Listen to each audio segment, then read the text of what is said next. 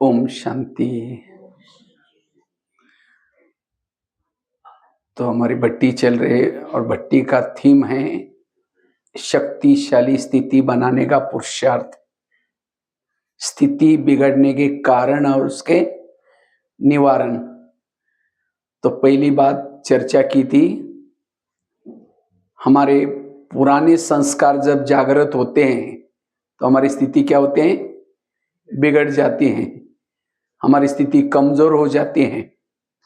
तो पुराने संस्कारों को कैसे परिवर्तन करना है उसके लिए 9-10 बातें बताई थी। अब दूसरी बात है, स्थिति बिगड़ने का कारण है मन में चलने वाले नेगेटिव विचार। जब हमारे मन में नेगेटिव विचार चलते हैं, ये आपस में कोई अगर हमें कुछ पूछता नहीं, कोई विघ्न डालता है, कोई समस्या निर्माण करता है, तब हमारे संकल्प चलते हैं और उसे निगेटिव संकल्प चलने से क्रोध को उत्पत्ति होती है। और जब हमें क्रोध आता है, आवेश आता है, तब हमारी स्थिति बिगड़ जाती है। मुझे लगता है आज की सारी मुरली थी क्रोध के ऊपर। तो ये क्रोध भी स्थिति बिगड़ने का कारण। लेकिन क्रोध आता क्यों? क्रोध का कारण है मन में चलने वाले नेगेटिव विचार। अगर आप अपने संकल्प को ही पॉजिटिव बनाओ, जिसके संकल्प पॉजिटिव है, समर्थ है, स्थिति मजबूत है, शक्तिशाली है, तो स्थिति बिगड़ने का कारण है मन में चलने वाले नेगेटिव विचार। इसलिए अपने संकल्पों को समर्थ बनाओ, पॉजिटिव बनाओ, आपकी स्थिति शक्तिशाली है। तो आज हमारे पुरुषार्थ में विघ्नों का कारण है मन में नेगेटिव व्यर्थ विचार। क्योंकि विचारों से शब्द बनते हैं, विचारों से वृत्ति बनती है, विचारों से दृष्टि बनती है, विचारों से व्यवहार बनता है, विचारों से संकल्प संस्कार बनते हैं, विचारों से सब कुछ होता है। अगर मेरे विचार ही नेगेटिव, मेरा सब कुछ नेगेटिव। इसीलिए अगर स्वयं को समर्थ बनाना चाहते हो, शक्तिशाली बनाना चाहते हो, निर्विघ्न बनाना चाहते हो, इसीलिए अपने संकल्प को पॉजिटिव बनाओ। संकल्प से पूरा कल्प चलता है। अभी गीत सुंदर सुन रहे थे ना, किसने क्या कहा तो क्या हुआ, खुशी खो गई तो सब कुछ खो गया, सदा खुश रहो, मुस्कुराते रहो, ये मर्म सबको सुनाते चलो। कितनी एक एक लाइन इतनी सुंदर थी। क्योंकि आप अगर निगेटिव हैं, आपके चेहरे में खुशी नहीं है, और जिसके चेहरे में खुशी नहीं है उसको कौन कहेगा उसको भगवान मिला है, ये सतयुग में जा रहे हैं, देवी देवता बन रहे हैं, कौन कहेगा? इसलिए आपके चेहरे की खुशी लोगों को दिखाते हैं, इनको कुछ मिला हुआ है। आजकल किसी के भी चेहरे खुश, भले घर में एसी है, गाड़ी है, धन संपत्ति बहुत है, लेकिन चेहरे मरे पड़े हुए। और जीवन का सिद्धांत है खुश रहना, मुस्कुराते रहना। जो खुश है वो सदा ओके हैं, खुश है सदा सुखी है। बाबा कहते हैं आगे चल करके मेरे बच्चों के चेहरे म्यूजियम का काम करेंगे। लोग म्यूजियम देखने के लिए आगे चल करके नहीं आएंगे, ज्ञान सुनने के लिए भी नहीं आएंगे, लेकिन अगर आपका चेहरा खुश है पीछे पीछे आएंगे, इनको कुछ मिला हुआ है। लेकिन खुश कौन रह सकता है? जो पॉजिटिव है, जो सकारात्मक है। वेरा सोचने वाला खुश नहीं रह सकता। इसलिए स्थिति को शक्तिशाली बनाने के लिए पॉजिटिव बनो, सकारात्मक बनो। जिसके मन में नेगेटिव विचार चलते हैं वो रात को चैन की नींद नहीं कर सकता।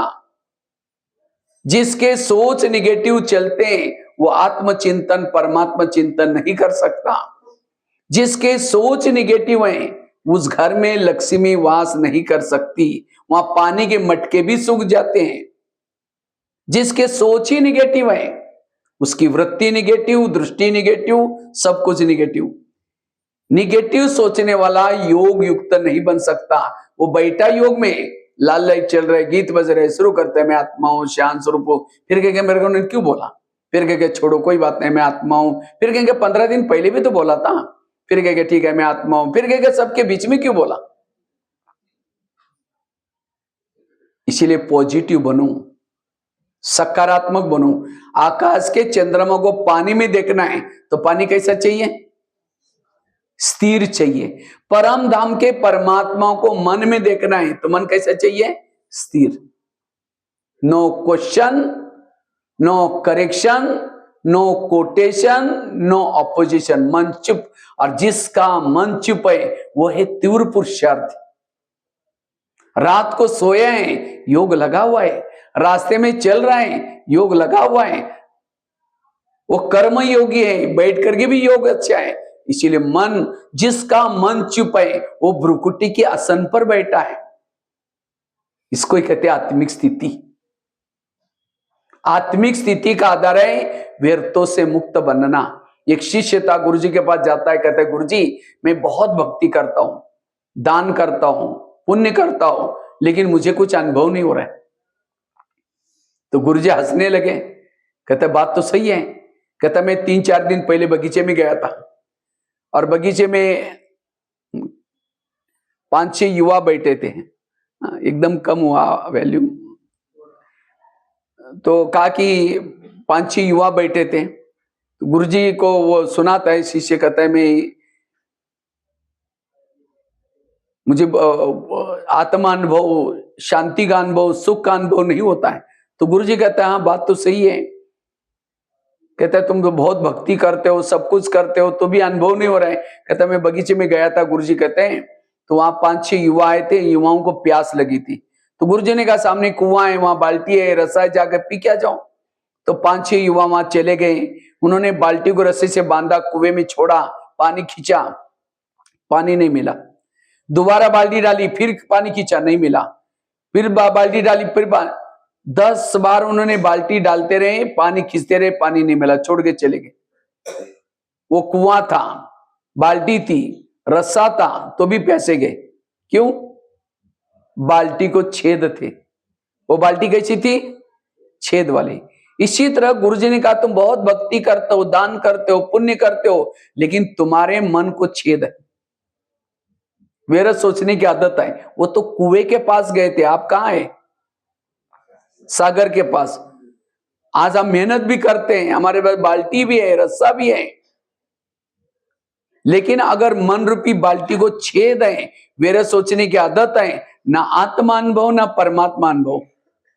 इसीलिए अगर स्थिति को शक्तिशाली बनाना है, पॉजिटिव सोचने की आदत डालो, बुराई को भी अच्छाई में देखने की आदत डालो, व्यर्थों से मुक्त बनो। वो आत्मा हर व्यक्ति के साथ हर जगह पर समर्थ बन करके रहेगी, पॉजिटिव रहेगी। तो आज हमारे विघ्नों का मूल कारण है। इसलिए आजकल मधुबन में जो मुरलियां चल रहे रिवाइज, मुझे लगता है सारी मुरलियां सीजन की संकल्प के ऊपर चल रहे। बाबा ने अभी भी लास्ट के तो मुरली में कहा जो व्यर्थ सोचते हैं वो पवित्र नहीं है। पवित्रता मतलब केवल ब्रह्मचर्य का पालन करना नहीं, पवित्रता अर्थात व्यर्थों से मुक्त बनना। ब्रह्मा कुमारी के टोटल ज्ञान का सार है व्यर्थों से मुक्त बनो। क्योंकि हमारे विद्यालय का लक्ष्य क्या है, क्या बनना है हमें? फरिश्ता। तो फरिश्ता किसको कहेंगे? जो पंख आएंगे उसको फरिश्ता कहेंगे। फरिश्ता अर्थात जो आपको ड्यूटी मिली है, किसको घर में रखा है, किसको मधुबन में रखा है, किसको दुकान का काम करता है, जो ड्यूटी मिली है वहां हल्के होकर के रहना। जो हल्का है वो फरिश्ता है। और देवी देवता कैसे हैं? जो उनको ड्यूटी मिला वो कैसे रहते? खुश रहते, हल्के रहते, उनको देवी देवता कहते हैं। अगर यहां अगर आपके संग किसी के साथ बनती नहीं, संकल्प चलते हैं, तो आप कभी भी फरिश्ता नहीं बन सकेंगे। इसीलिए पॉजिटिव बनना टोटल ब्रह्मा कुमारी का ज्ञान का सार है। जो पॉजिटिव है वो सहनशील है, सहन शक्ति उसके पास आएगी। सहन शक्ति बड़ी बहन है और बाकी शक्तियां उसकी छोटी बहन है। इसीलिए सहन शक्ति की देवी बनो और उसके लिए पॉजिटिव बनो। वास्तव में ब्रह्मा कुमारी के टोटल ज्ञान का सारा है फरिश्ता बनना। फरिश्ता अर्थात जब तक फरिश्ता नहीं बनेंगे तब तक देवता नहीं बन सकेंगे। ब्रह्मा कुमारी से एक बहुत बड़ी यूनिवर्सिटी है, फरिश्ता उसकी डिग्री है, देवता हमारी नौकरी है। हम क्यों पढ़ रहे हैं? और बीच बीच में ताली भी बजाते रहेंगे। ताली बजाने से मेरा उमंग नहीं बढ़ेगा, बाजू में कोई सो रहा है उठ जाएगा, इसलिए बीच बीच में ताली बजाने के लिए छुट्टी है। ठीक है, बजाओ एक बार। ठीक है, तो फरिश्ता बनना, लेकिन फरिश्ता किसको कहेंगे? जिसके संकल्प कम चलते हैं, पॉजिटिव चलते हैं, सकारात्मक चलते, वो है फरिश्ता। और उससे हमारी निर्विघ्न स्थिति रहेगी। विघ्नों में टाइम वेस्ट जाता है, संकल्प वेस्ट जाते हैं, समय वेस्ट जाता है, एनर्जी वेस्ट जाती है, खजाने वेस्ट जाते हैं। इसीलिए इस वर्ष में हमें, इस 2024 में अपने संकल्प को पॉजिटिव रखना है। कुछ भी हो जाए सोचना ही नहीं, बाबा बैठा है। जो परिस्थिति के समय जो चुप रहता है, वो परिस्थिति उसके लिए वरदान बन जाएगी, याद रखना। इसलिए चुप, कुछ नहीं सोचना क्या हुआ क्यों हुआ, एक दलदल है। क्योंकि जिसके संकल्प ज्यादा चलते हैं, व्यर्थ चलते हैं, निगेटिव चलते हैं, उसका दिमाग गर्म हो जाता है। और जिसका दिमाग गर्म होता है, उसके दिमाग में केमिकल उतरते, शरीर की भी बीमारी होती है। इसीलिए कहते हैं ना, जिसका पांव गरम, पेट नरम, दिमाग ठंडा, उस घर में कोई डॉक्टर है, उसको मार दो डंडा।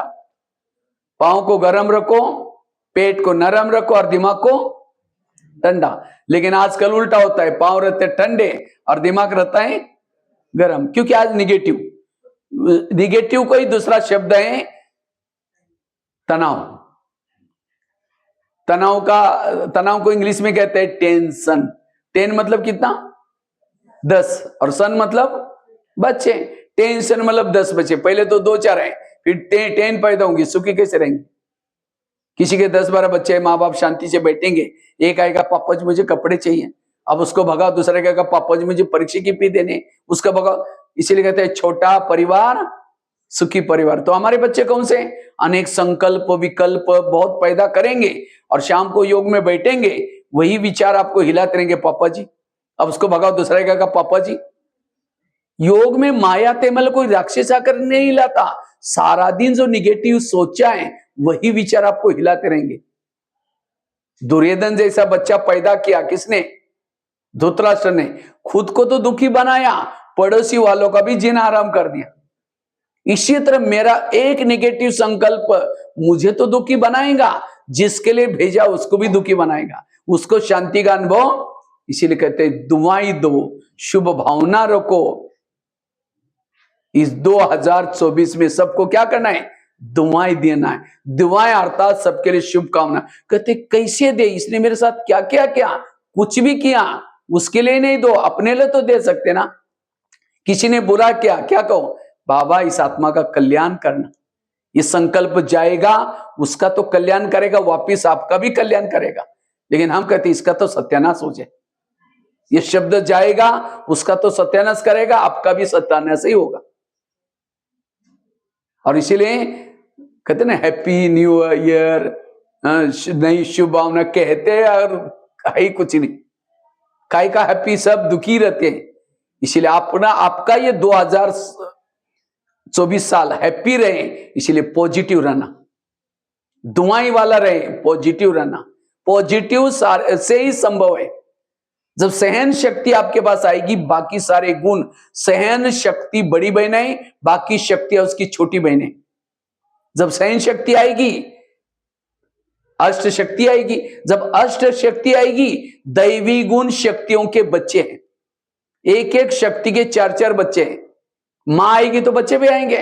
अब जिसके पास अष्ट शक्ति है, उसके पास 32 दैवी गुण आएंगे, क्योंकि एक एक शक्ति के 4-4 बच्चे हैं। सहन शक्ति आई, उसके साथ 4 उसके बच्चे आएंगे। कौन से?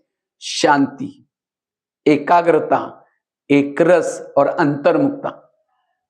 ये कब आएंगे? जब सहन शक्ति आएगी। लेकिन सहन शक्ति कब आएगी? जब पॉजिटिव रहेंगे। थोड़ा निगेटिव सोचा, सहन शक्ति भाग गई। जब सहन शक्ति भाग गई, उसके बच्चे भी भाग गए, बहनें भी भाग गई, अकेला रहेंगे, कमजोर बन जाएंगे। यही विघ्नों का कारण है। इसीलिए पॉजिटिव रहना, सकारात्मक रहना। जो सकारात्मक वो सदा खुश है। 70% शरीर की जो लोगों को बीमारी हो रहे हैं निगेटिव से। आज किसी को पेट की संबंध की बीमारी होती है, ईर्ष्या करने वालों को पेट की बीमारी होती है। इसीलिए कहते हैं ना, तो मेरे को देख करके तुम्हारे पेट में जलन होता है क्या? आजकल सबको पेट में जलन होता है। इसका बच्चा नौकरी में लग गया, उसके घर के सामने गाड़ी आई।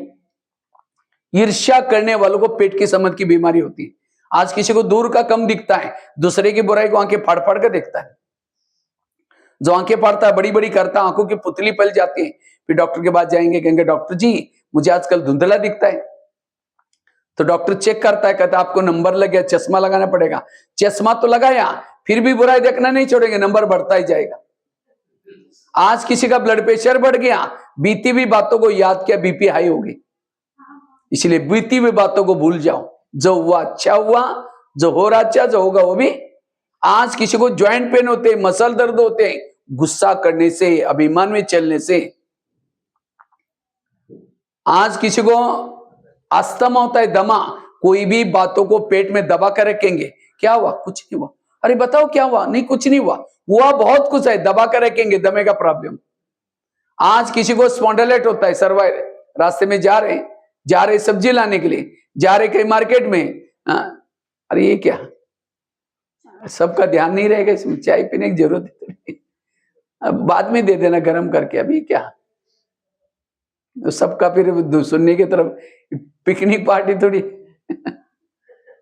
चाय की जिनको पीने की सचमुच आदत है, वो जाकर के पी के आ जाना, वही ठीक है। नहीं तो फिर आधा ध्यान उसमें, तो पार्टी हो जाएगी, क्रिसमस की पार्टी। ठीक है, तो ध्यान से सुनेंगे सब। हम तो कभी चाय पीते नहीं, हम कभी कोई प्रॉब्लम ही नहीं आता, चाहे ठंडी हो चाहे कुछ भी हो। तो मैं आपको बता रहा था, सदा पॉजिटिव रहना, सकारात्मक।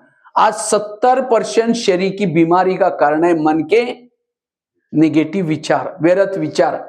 इसीलिए संकल्प को वेस्ट नहीं करना, संकल्प को बचाना, यह है 2024 का पुरुषार्थ। इससे आप निर्विघ्न और शक्तिशाली बनेंगे। जिसका मन बीमार, उसका तन भी।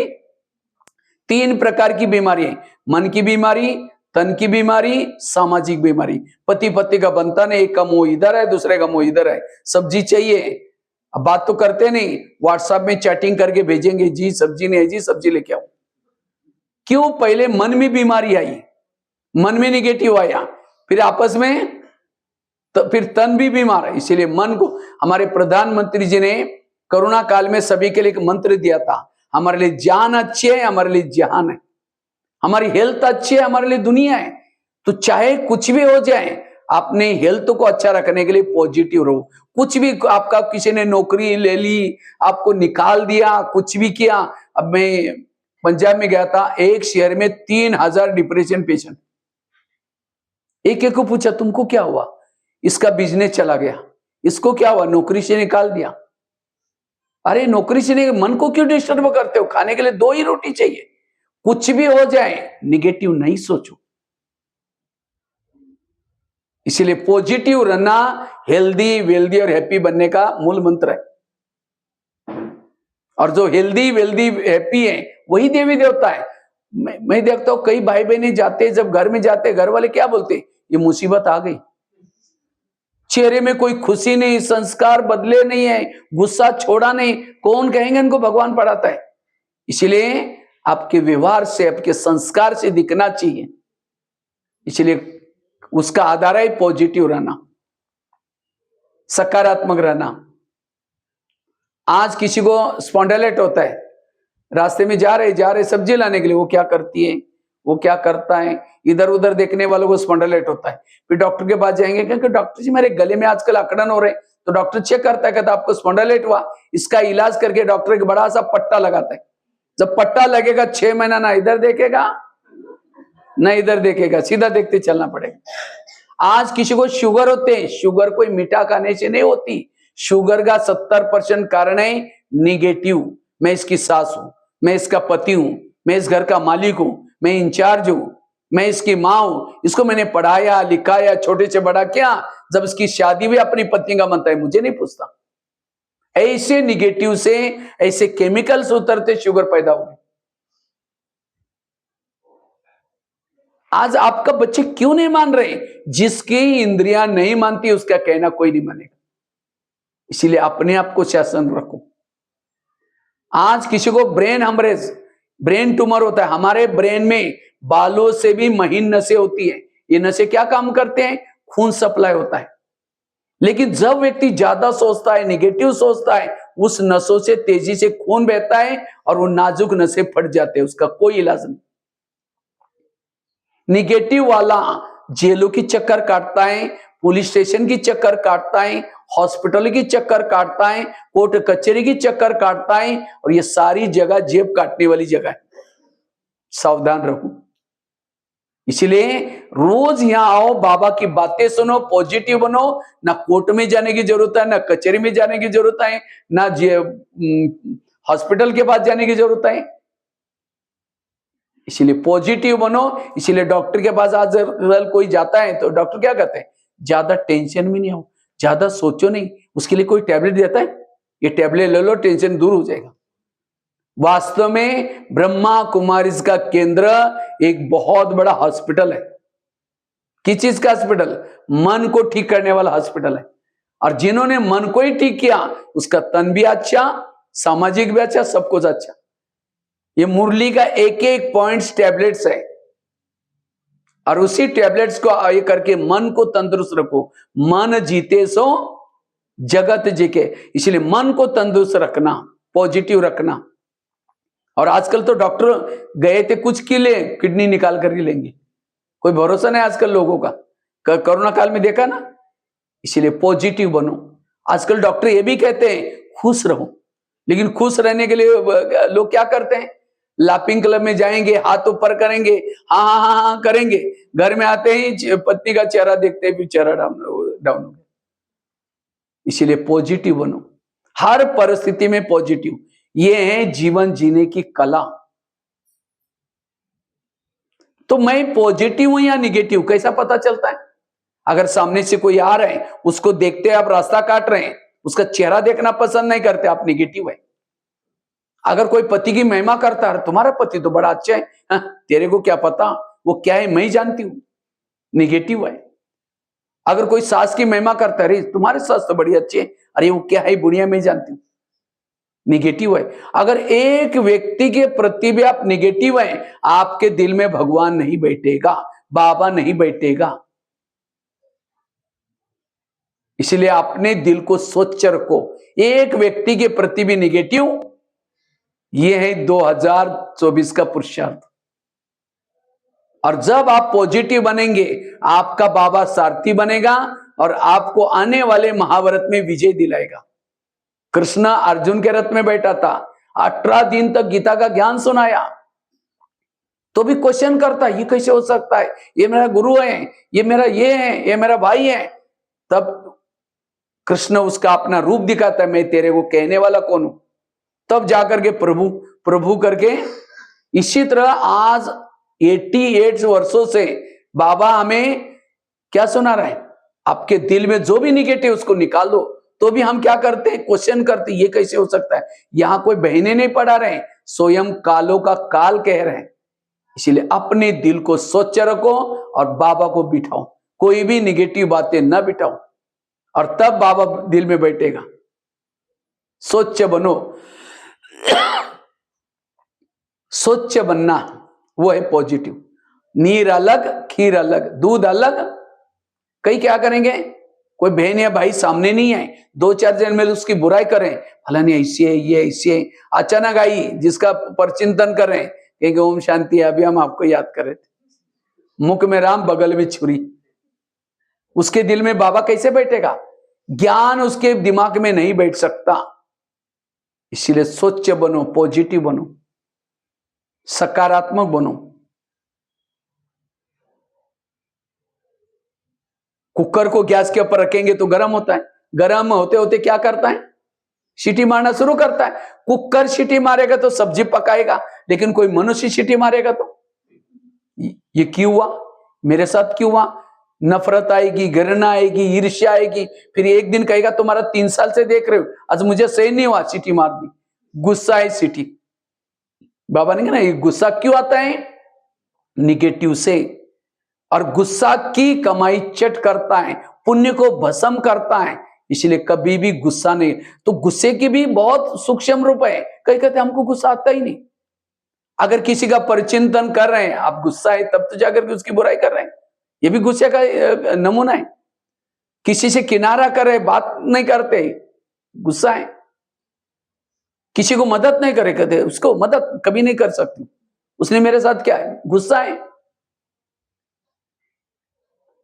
इसलिए क्रोध के अंश को खत्म करना, हर एक के साथ हमारा पॉजिटिव रिश्ता हो। तो हम पॉजिटिव बने कैसे। आजकल डॉक्टर ये भी कहते हैं अगर हेल्दी बनना है, कड़वी चीजें खाना पसंद करो।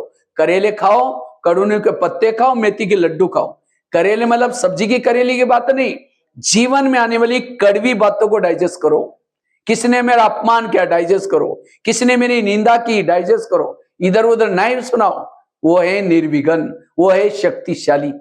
इसलिए गणपति का, गणेश का पेट बड़ा दिखाते, और गणेश को इसीलिए क्या कहते हैं, निर्विघ्नता का देवता। पेट बड़ा मतलब कोई कुछ भी कहता है उसको अंदर संभालो। लेकिन आजकल किसी के अंदर कुछ रहता ही नहीं। उसको हाथी की आंखें कान दिखाते हैं। कहते गणेश जी का सिर किसने काटा, शिव ने काटा। और किसका लगाया, वास्तव में संगम युग में हम बाबा आकर के हमारा आसुरी गला काटता है और दैवी गला लगाता है। ये हमारा दैवी, हमारे दृष्टिकोण बदले, कान बदले, आंखें बदली, सब बदली, मतलब पॉजिटिव बन गए। और वो निर्विघ्न है। तो कान अर्थात हाथी के कान क्यों लगाते हैं, हाथी क्या करता है, हमेशा कान हिलाता रहता है। क्यों, चींटी भी गई तो मर जाता है, इसलिए कान हिलाता रहे। तो हमें भी अटेंशन रूपी कान हिलाते रहना है। कोई भी किसी की निगेटिव बातें सुनाता है, सुनना नहीं है। लेकिन हम हिलाने के बजाय और क्या हुआ, उठ के बेचारे बैठो ना, चाय पानी पी के जाओ, बताओ ना और क्या हुआ।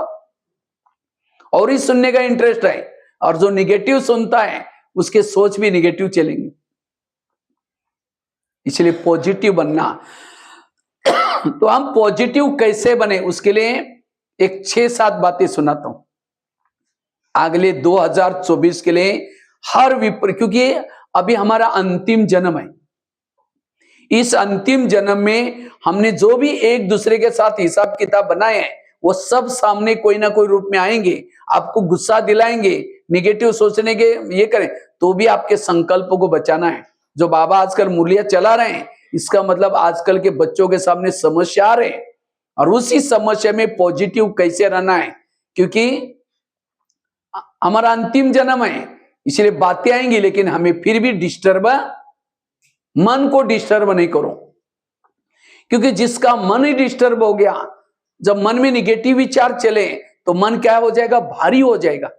और भारी मन ऊपर जाएगा नहीं। एक लोहे का मन लेकर के ऊपर फेंको, जाएगा। और जब मन निगेटिव सोचता है, उसका असर बुद्धि के ऊपर पड़ता है। बुद्धि एक नेत्र है, बुद्धि एक कैमरा है। अब नेत्र के अंदर धूल आएगी तो दिखाई कैसा पड़ेगा।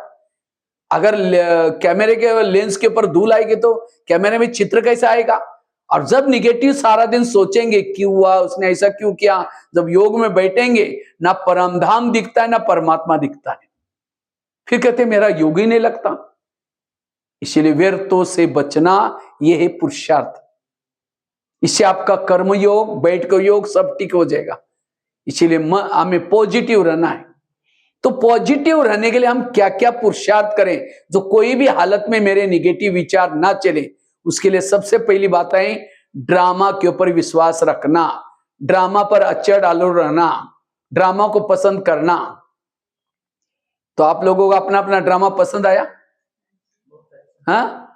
या कई कहते क्या बाबा मेरा ड्रामा बनाया, पति भी ठीक नहीं, बच्चे भी ऐसे करते हैं, पड़ोसी भी झगड़ा करते हैं, मुझे इतना टेंशन आता है, नेगेटिव चलता है, मेरा थोड़ा ड्रामा बदल दूं।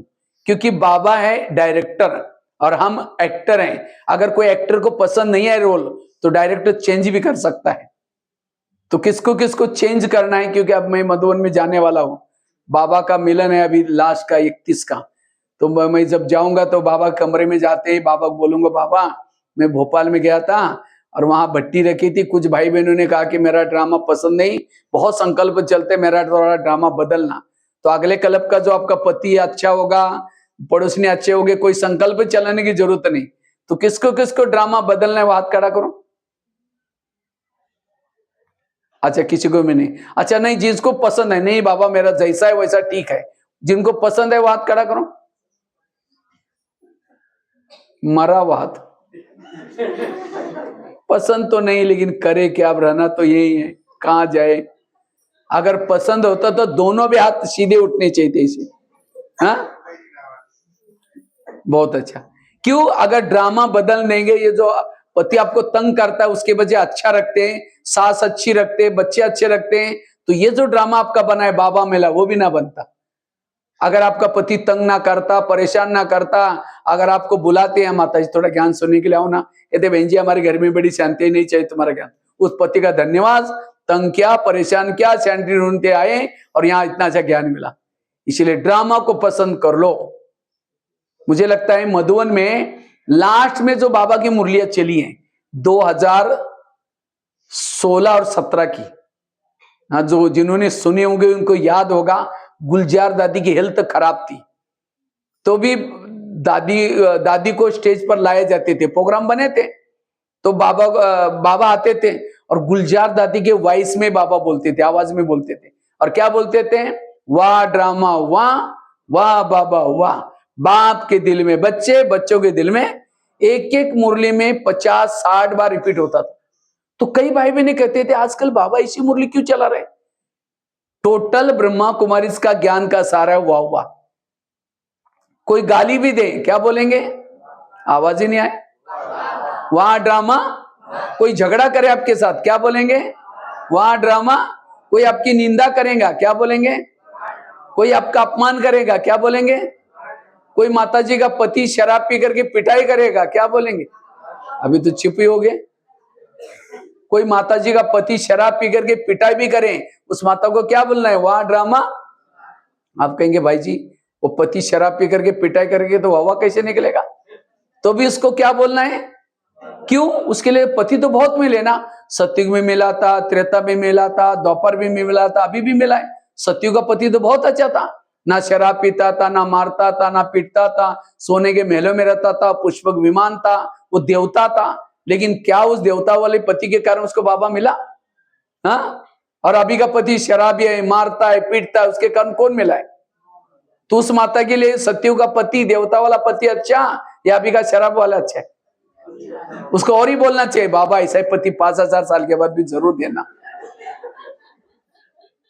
हमें किसी पति को नहीं छोड़ना, सास को नहीं छोड़ना, पड़ोसनी को नहीं छोड़ना, वही रहो, अपने सोच को बदलो, नजर बदलो तो नजारे। इसलिए संगम युग में हमारा पति भी अच्छा, सास भी अच्छी, सब कुछ अच्छा। इसलिए बाबा कहते हैं जो हुआ अच्छा हुआ। इसलिए इस ड्रामा को पक्का करो, और जिन्होंने ड्रामा को पक्का किया उसके कोई संकल्प विकल्प नहीं चलेंगे। ड्रामा कल्याणकारी है, विघन कल्याणकारी है, हर बात में कल्याण है, इसीलिए वाह वाह करते रहो। सतयुग का पति तो दिल्ली में कुंज गली में रहता था, वो देवता था, और संगम का पति भोपाल में रहता है, अरेरा कॉलोनी में रहता है, तो वो ये वाला अच्छा है, वो अच्छा।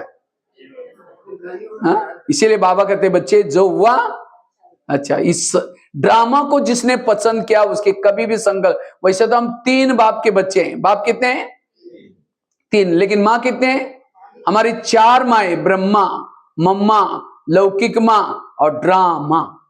और माँ तो माँ होती है, माँ कभी भी बच्चे का बुरा नहीं करती, और इन 4 माँ से भी मतों की माँ है ड्रामा। ब्रह्मा तो संगम युग में होता है, मम्मा भी संगम युग में होते हैं, लौकिक माँ तो हर जन्म में बदलते हैं, लेकिन ड्रामा एक ऐसी माँ है जो पूरा युग में साथ में लेके चलती।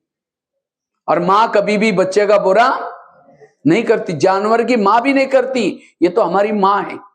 हमारा बुरा कैसे करे, अगर कोई बच्चा बीमार है, माँ उसको दवाई पिलाती है, दवाई कड़वी है, बच्चा नहीं पीता, माँ बार बार बच्चे बार बार मुंह से निकलते हैं, माँ उसका हाथ पकड़ करके फिर भी चम्मच टूसेगी, वो तंग नहीं करे, उसका प्यार है। इसी तरह ड्रामा भी, हमें कोई कोई चीज कभी अच्छी नहीं लगती, जीवन में कोई चीजें कड़वी लगती हैं, लेकिन ड्रामा उसको रिपीट करता है। क्यों?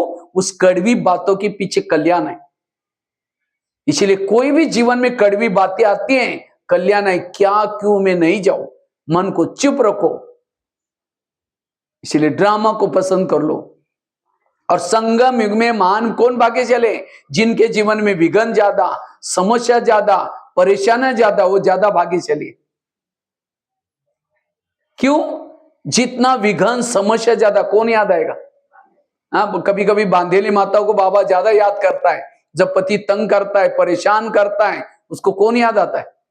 बाबा। और जितना ज्यादा बाबा याद आता है, उसका पद भी ऊंचा है। और जिन माताओं को पति तंग नहीं करता, बहुत प्यार करता है, उनका योग किसे लगाए?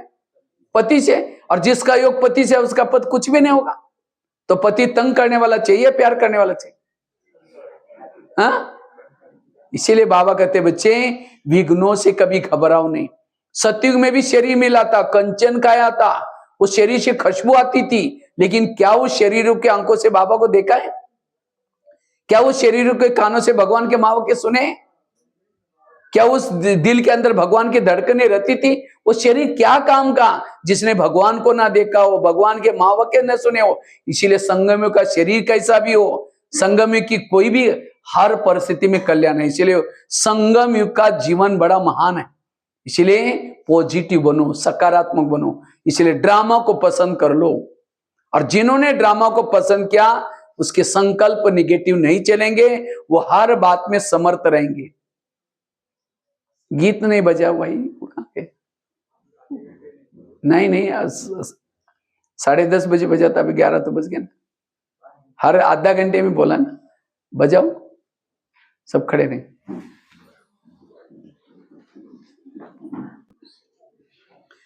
तो बात चल रही थी, संकल्प को समर्थ बनाने के लिए अपने अपने ड्रामा को पसंद कर लो।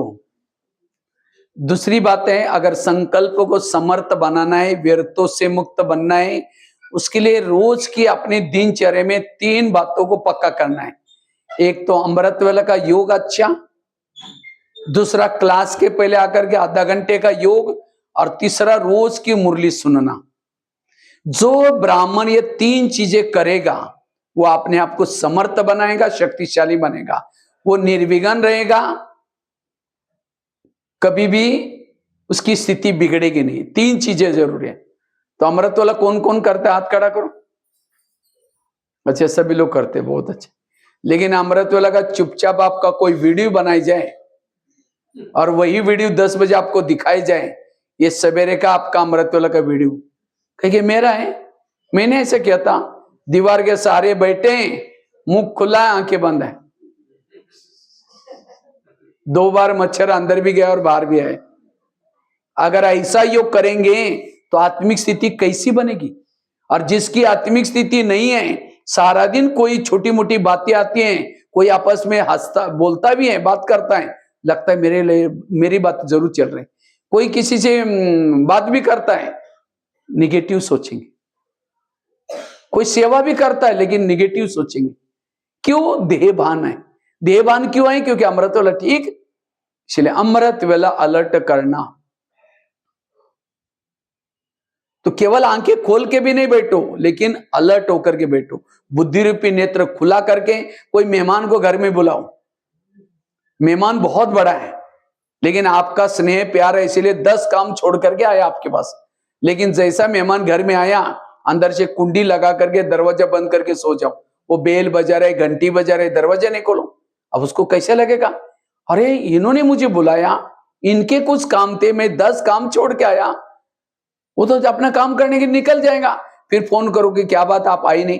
कहेगा मैं आया था, बेल बजाई थी, घंटी बजा रही थी, आपने दरवाजा नहीं खोला, आप अंदर ही थे। नहीं प्लीज आओ। फिर आया, फिर दोबारा दरवाजा बंद करके फिर सो जाओ, फिर दोबारा फोन करो, कहेगा कभी नहीं आऊंगा। मैं आता हूं और आप दरवाजा बंद करते हैं। इसी तरह अमृत वाला उठेंगे और बाबा को निमंत्रण देंगे, मीठे बाबा, प्यारे बाबा, आप आ जाओ, हम आपसे बातें करनी है। अब बाबा को तो निमंत्रण दिया, दरवाजे खिड़की बंद, तेरे द्वार खड़ा भगवान भगत भरले झोली, भगत तो ओम शांति हो गया। इसीलिए आंखें खोल करके बैठो, और केवल खोल के भी नहीं, हाँ कोई घर में मेहमान आया है उसके चेहरे की तरफ देखते रहो, वो कह के फोन क्यों किया था। इसीलिए मैं देखता हूं कई भाई बहन योग कैसे करते हैं, अमृत वाले उठेंगे बाबा के फोटो की तरफ देखते रहेंगे, झूमते रहेंगे, फिर घड़ी में देखेंगे अब कब तक देखना है, 10 मिनट। वो पता है कि 4 से पौने बजे तक योग रहता है, तो देखते देखते लगा कि कहीं पौने 5 तो बचा नहीं, फिर देखेंगे, नहीं बोलेगा और 20 मिनट देखना है ना, तो रूठ जाएंगे बाबा, फिर देखते रहेंगे, फिर देखते रहेंगे और 5 मिनट बाकी। अब कोई मेहमान घर में बैठा, उसके चेहरे की तरफ देखते रहो, घड़ी की तरफ, उसको लगे इनको कहीं जाना होगा ये नहीं। इसीलिए मैं कई बार जब क्लास कराता हूं ना, माता धीरे से घड़ी की तरफ देखेगी, हम समझ गए इनका कोटा पूरा हो गया, अब इनको जाना है, हम बंद कर ले, ओम शांति कर लेते, 1-2 भी ऐसे कर लेते, हम समझ लेंगे इनको जाना है, क्योंकि बुद्धि निकल गई यहां से, तो सुनेगा कौन। इसीलिए योग करते समय लगन में मगन होकर के बैठो, कितना समय बैठा वो मतों का नहीं है, टाइम पास करने वाला योग नहीं चाहिए, लगन में मगन होकर के बैठो। कई तो क्या करेंगे, शुरू करेंगे मैं आत्मा हूं, शांत स्वरूप हूं, शक्ति स्वरूप हूं, अब जा रही चांद सूरज तारांगन के पार, अब तारांगन के पार जाकर के झुटका लगा देंगे, नीचे हड्डी गुड्डी टूट जाएगी, इतना ऊंचाई पर जा रहे, थोड़ा अटेंशन से जाओ। एक कुमारी ने मुझे क्वेश्चन पूछा, कहते भाई साहब मैं अमृतवाला उठती हूँ लेकिन परम धाम में नहीं जाती हूँ। हमने कहा क्यों? कहते उसी समय हमारे घर के ऊपर बहुत अंधेरा रहता।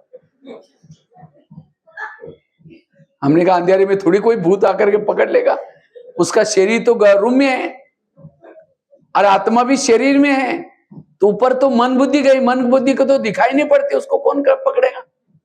देखो कैसे एक कुमार कहता है भाई साहब मेरे अमृतवाला नींद ही नहीं खुलती। हमने कहा क्यों? अलार्म लगाए करो। कहते अलार्म तो लगाता हूं लेकिन सुना ही नहीं पड़ता। हमने कहा क्यों? कहते मैं सोने के लिए परमधाम में जाता हूं और अलार्म तो मेरा बेड पर बजता है, अब इतना लंबा डिस्टेंस है इसलिए सुना। देखो कैसे कैसे क्वेश्चन कर। बाबा कहते हैं मैं रोज तुम्हारे घर में आता हूं, तो बाबा आपके घर में आता है, दिखाई पड़ता है? दिखाई पड़ता है बाबा? बाबा को देखने के लिए क्या चाहिए? अलर्ट बैठने की, होश में बैठने की जरूरत है। कोई बेहोश में बैठेगा कैसे दिखाई पड़ेगा? कोई शराबी शराब पी करके गटर में पड़ा है और कोई जाकर के कहे 10 रुपए ले लो, घर में जाकर सो जाओ, लेकिन वो नशे में क्या कहता है, मैं राजा हूं, मुझे कुछ नहीं चाहिए, क्योंकि नशे में है। इसी तरह अमृतवाला बाबा वरदानों का झोला लेके आता है, पूछता है बच्चे कुछ चाहिए, लेकिन हम निद्रा के नशे में ऐसे झूम रहे, कुछ नहीं चाहिए मैं राजा हूं। कई तो दिन में झूमते हैं, योग में बैठते हैं, झूमना शुरू करते हैं, तो अमृतवाला पता नहीं क्या होगा उनका। इसीलिए आंखें खोल करके बैठो, अटेंशन से बैठो। रात को 2 बजे ट्रेन जा रहे हैं, चाय वाला चाय चाय करके झुटका नहीं लगाता, उसको क्या दिखाई पड़ता है? अगर इस ट्रेन के समय में चाय बेचूंगा 100 रुपए मिलेंगे, 100 रुपए दिखते हैं, इसलिए नींद नहीं आती। और आपको एक दिन के अमृतवाला में 1 जन्म का भाग्य बाबा लिख रहा है ब्रुकुटी में, वो भाग्य दिखना चाहिए एक जन्म का। जैसे कोई लाडला बच्चा होता है तो मम्मी क्या करते हैं, सारे बच्चे सोने के बाद उसको अलग से जगाएंगी और उसको माल पानी खिलाती। इसी तरह ये सृष्टि में हम सबसे ज्यादा लाडले हैं, तो सारी दुनिया के लोग अमृतवाला सोए हैं। ऐसे घोर सोते समय परमात्मा चुपके से ऊपर से आता है, आपको उठा करके आपके भाग्य में लिखना शुरू करता है। वो तो लिख रहा है, लेकिन हम जैसे बच्चे के चेहरे पर मेकअप, किसी के चेहरे पर मेकअप हो रहा है, झुटका लगा यहां का मेकअप यहां पहुंच जाएगा। इसलिए कहावत भी बनी है ना, जब भगवान भाग्य में लिख रहते हैं, सो रहे थे क्या, उसको धन्यवाद तो बोलो, बाबा इतना ठंडी में आप ऊपर से आए, शुक्रिया बाबा, आप कितना मेरे से प्यार करे, कितना मुझे धन्यवाद, तो उसके बजाय नींद करे। इसलिए हमें, और जो अमृतवेला के समय आंखें बंद करके बैठा है वो है धृतराष्ट्र। वो कौन है पता है ना? धृतराष्ट्र, पांडु, ये दूसरा एक क्या था, विदुर, ये क्यों बने? उसको जब दृष्टि दे रहे थे उसकी माता जी को, एक ने क्या किया, आंखें बंद कर दी, अंधा बन गया। एक ने उसको कहा तुम आंखें बंद नहीं करना, उसने बंद तो नहीं किया, घबरा गया, कमजोर। पांडु कैसा बना, कमजोर। फिर कहा कि और एक बार चांस दो, दिया, लेकिन दोनों भी नहीं गए। तीसरी को भेज दिया, वो दासी पुत्री थी, कहा कि बच्चा तो पैदा हुआ, दासी पुत्र। ये सारे संगम युग की यादगार है। अमृत वेला परमात्मा शिव, वो सत्यवती थी ना, सत्यवती वाले सृष्टि का टाइटल, सृष्टि को सत्यवती का टाइटल दिया है। और व्यास मतलब परमात्मा ऊपर से आता है और अमृत वाला दृष्टि देता है। लेकिन जिसने आंखें बंद की वो क्या बना, धृतराष्ट्र। धृतराष्ट्र मतलब आंखों से अंधा नहीं, पता ही कि रॉन्ग है, पता ही कि नहीं करना चाहिए तो भी कर रहे हैं, क्योंकि कंट्रोलिंग पावर, रूलिंग पावर नहीं है, क्योंकि ज्ञान है, समझ है, लेकिन ताकत नहीं, क्योंकि अमृत वाला आंखें बंद की थी। इसीलिए आंखें बंद नहीं करना है, तब आप जो चाहे मन को कंट्रोल कर सकते हैं, व्यर्थों से मुक्त बन सकते हैं। इसलिए अमृत वेला अलर्ट होकर के, भले आप अगर नींद आते हैं 4:30 बजे, 4:15 बजे उठो, कोई बात नहीं, लेकिन अलर्ट होकर के बैठो। 15-20 मिनट ही करो, लेकिन पावरफुल योग करो। इसलिए अमृत वेला अच्छी तरह करना है। और अमृत वेला का आधार है सोने की पहली की बेला।